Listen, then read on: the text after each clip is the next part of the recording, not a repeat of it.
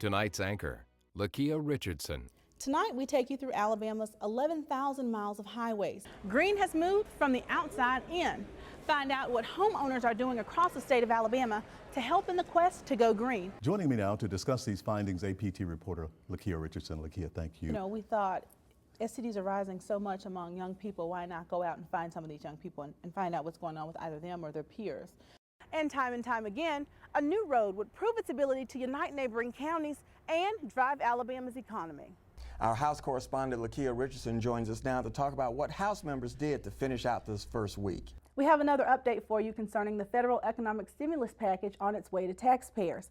We caught up with Representative Terry Spicer. Now, despite cutbacks, some programs will actually see an increase in funding. Legislators hope to give an overall $25 million increase to programs like pre-K, distance learning, and the Alabama Reading Initiatives. The bill passed through the House. The vote, 48-42. Alabama's not a trash can, a common phrase on the State House steps today when about 40 community group representatives gathered to rally for legislation that could change the way Alabama takes out the trash. Technology is turning the page toward change. We edit digitally, we proof digitally. But you don't need a computer screen to read on the go. You've got these portable readers that are, to me, an abomination. I mean, I can't imagine trying to read a book on a little bitty computer screen. Today, devices like the Kindle e-reader, Palm Pilots, iPods, and cell phones are substituting page turns for touch screens. The past few years we were using bag phones, and now we've come to the point where we can actually read a book on our... So this is just a paragraph of the entire book. According to Business Week, reading an e-book is popular, easy, and cheap. It's kind of like trying on a pair of shoes. You buy the shoes online, you get them home, and you put them on and they don't fit. Well, the same is true of a book. Even free ebooks are on the rise. In the instances where a publisher has released the electronic version and the print version together, it almost always increases purchase of the print version. Experts say while electronic reading is catching on, it's still an adult trend. A novel that is targeted to a 14-year-old is probably not going to be an ebook right now. Gordon's theory holds true. High schoolers say while they may spend most of their time online, they aren't reading novels. When is the last time that you guys picked up a book off the shelf in the library, in the school's library? I would say about 3 months ago, yes. I had to pick up a book about Tuskegee Airmen for a report I had to do in aviation. Okay. Yes, ma'am. So did your whole class come here? No, ma'am, it was just me. Oh, so you did that on your own? Yes, ma'am. What about everyone else? 7 weeks ago. Yeah, about 6 weeks for project. Mine's about 7. No matter the trend changes, publishers say we can fast forward to tech books. I could curl up with a Kindle, and I think the younger people in particular, who are already used to having everything in some sort of digital form. But we can always rewind to the paperback.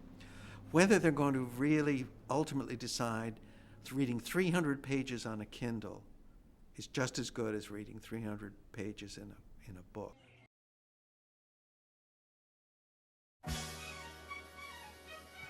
Bearing his soul one pen stroke at a time. Winfred Hawkins is redefining the truth as we know it. Transferring reality to paper is a very hard thing because, you know, those two dimensions aren't parallel. They don't abide by the same rules. But it's something he's been doing since diapers. His mother, Sandra Hawkins, noticed his talent at age 2 when she and a friend collected pen and paper from their children. I said, "Come here, let me show you something." That's what I told my friend. I said, "Did you see that?" At age 2, he'd drawn a replica of a covered wagon from a Western on television, and he'd drawn it in mirror image. I used to write and draw upside down and backwards. The wagon was just the beginning. It wasn't long before his drawings were right side up. He consistently won best of show, you know, and so forth, but he was very persistent. As his love grew and his talent developed, his father, Robert, noticed his son's skills. My husband was an artist. He enjoyed drawing, and I think he really lived his artistic dreams through his son. Robert began cataloging his son's artwork, setting up booths at local functions, displaying and selling his son's masterpieces. He opened the door for Winfred to get connected with the Rosa Parks Institute. Foundation members from the Rosa Parks Museum in Montgomery named Winfred their primary artist. Both Robert and Winfred's dreams had become a reality when misfortune found Robert, Winfred, and the rest of the Hawkins family. He woke up, he went for a walk, he was fine, you know, just like every other day. You know, came back home, took a shower, he laid on the bed and had a heart attack. Today, Winfred continues his life's work, and he's expanded his artistic abilities. You have to be really aware of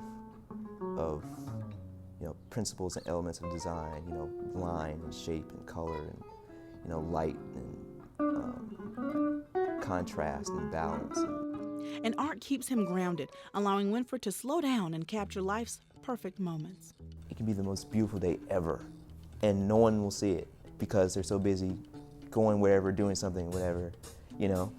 And, you know, I'll be that one guy like standing in the middle of the walkway, like looking up at the clouds or something, and everyone's like walking around. It's like, oh, that jerk, he's in the way, you know. Those moments you can find in the thousands of artistic creations, compliments of Winfred Hawkins.